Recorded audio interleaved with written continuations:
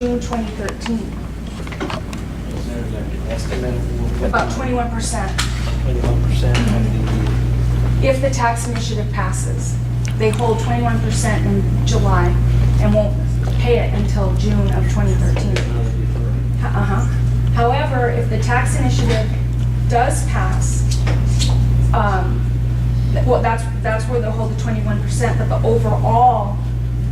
overall deferral will be less. It'll be close to 20 something percent. I don't exactly remember. But what we have implemented is the taxes not passing and the deferral at 48%.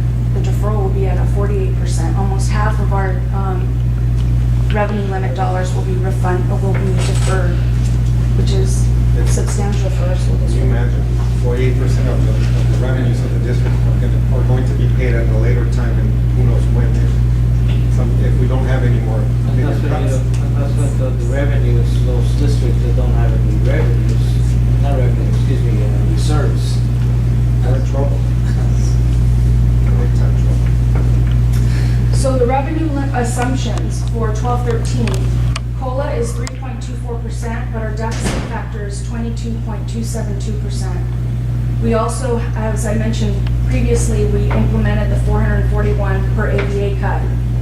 And then on top of that, our ADA decreases to 1,099.55. Now that 1,099.55, that is this year's P2 ADA. We were funded in 11-12 for 10-11's P2 ADA because we had a decrease in 11-12. So we were able to use the greater of the 2 years. So for this current year, 11-12, we were able to use 10-11's P2 ADA because 11-12's ADA was decreased, was lower. However, for next year, we're not allowed to use 10-11's. So we're basing it on 11-12's P2 ADA. If for some reason P2 ADA for 12-13 is higher, we'll be able to use the higher ADA, and then that will also be revised at P2. So it's 2 years. So you can go Correct. right. 2 years, so you can go back and use the heights. The highest. The state program revenues, flat funding for Tier 2 and Tier 3 categorical programs. However, we're still funded at a 20.22% cut from 07-08 levels. Tier 1 programs, flat funding since 07-08, which is K3 CSR and EIA. Now, those are the funding levels. We get more if there's more in ADA. Reduction in QEIA and ACES funding.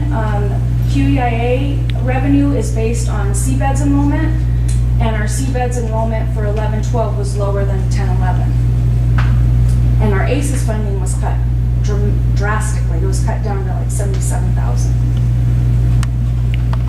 Carryover revenues aren't brought forward. There are carryover dollars, but there's still encumbrances in a lot of the categoricals, so we can't close those programs. Those won't be closed till September. And unaudited actuals will bring the carryover amount forward in restricted programs. There's no funding projected for mandated costs because we base those on a cash basis, and we receive $17,000 in 10-11. There's so many mandate reforms that you never know what you're going to get. Lottery is based on $118 per ADA unrestricted and $23.75 ADA for restricted lottery revenues. Federal job revenues, loss in jobs bill funding, that was fully spent this year in 11-12. There is no longer any jobs bill revenues left for 12-13. Most of the jobs bills employees that we were paying out of that restricted categorical are now transferred over to general fund. Unrestricted, excuse me. Flat funding, budget revenues received in 11-12. So for federal programs, it was budgeted. What we received last year will receive again in 12-13, but there'll be minor adjustments there as well. Carryover revenues are not yet brought forward in federal programs. Local revenues, there's a loss in the Viva Wellness Grant. We will no longer be receiving that in 12-13. Loss in one-time small bus replacement and bus retrofit programs. Those we received one time last year. We won't receive in 12-13. We did, by the way, get a brand new bus, and we retrofitted 2 school buses. And then flat funding budget revenues received in 11-12. Those will also be updated.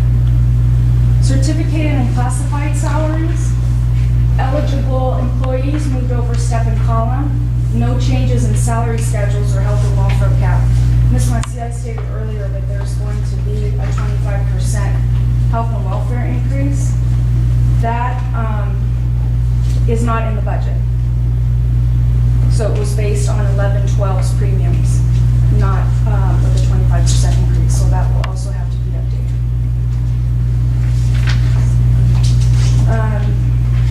Classified, eligible employees moved over step, no change in salary schedules or health and welfare caps.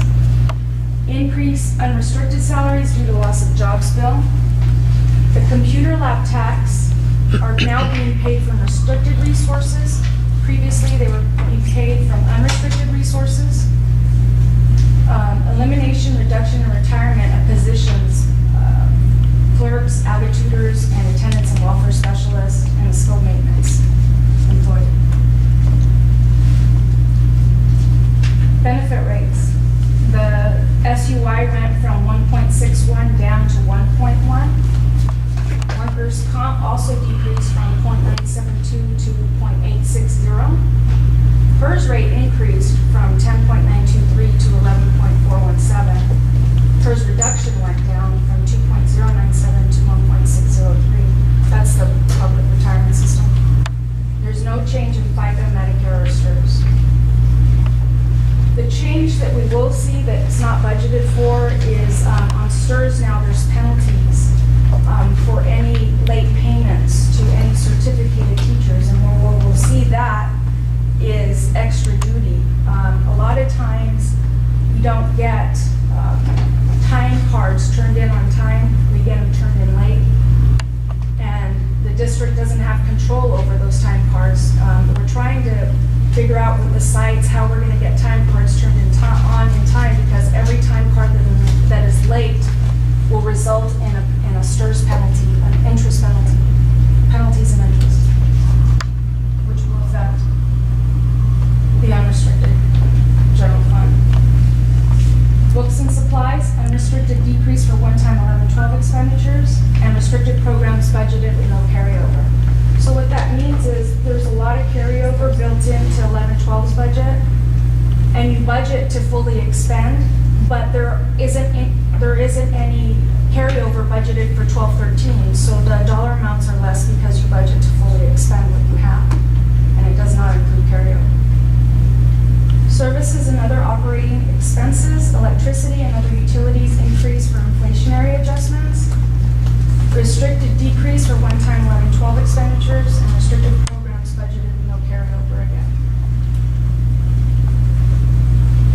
There were nothing budgeted in transfers in or out, nothing budgeted for capital outlay, and the indirect cost increased from 4.55% to 5.93%.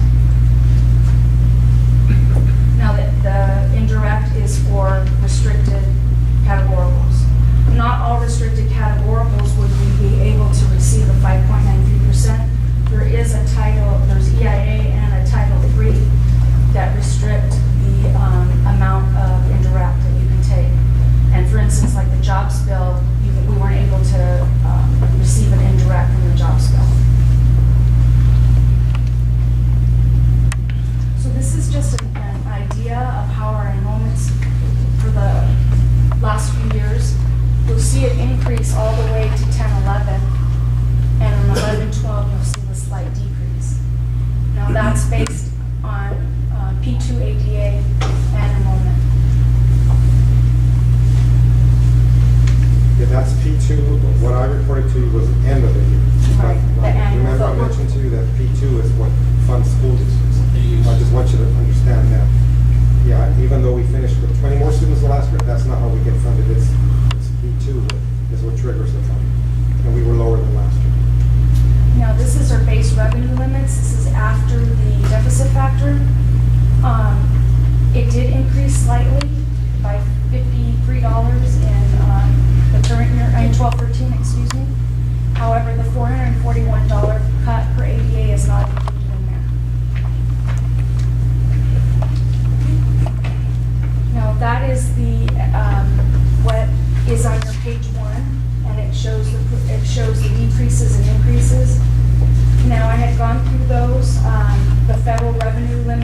taxes. Those decreased by $523,876. And that is because of the $441 cut per ADA, as I stated before, and the decrease in ADA. Federal revenues decreased by 34.1% because we're not projecting any carryover. So I'm just reiterating what we had already talked about. State revenues, those decreased by $107,034. That's due to several factors. As I mentioned before, mandated costs aren't budgeted, earthquake carryover revenue isn't budgeted, ACES funding is reduced, one-time revenues received in 11-12 for a new school bus, and QEIU revenue is reduced to the decline in CVED's enrollment. And K3, lottery, EIA, and home to school were all based on 11-12 allocations. Local revenues decreased by 42%. That was primarily due to one-time funding received in the prior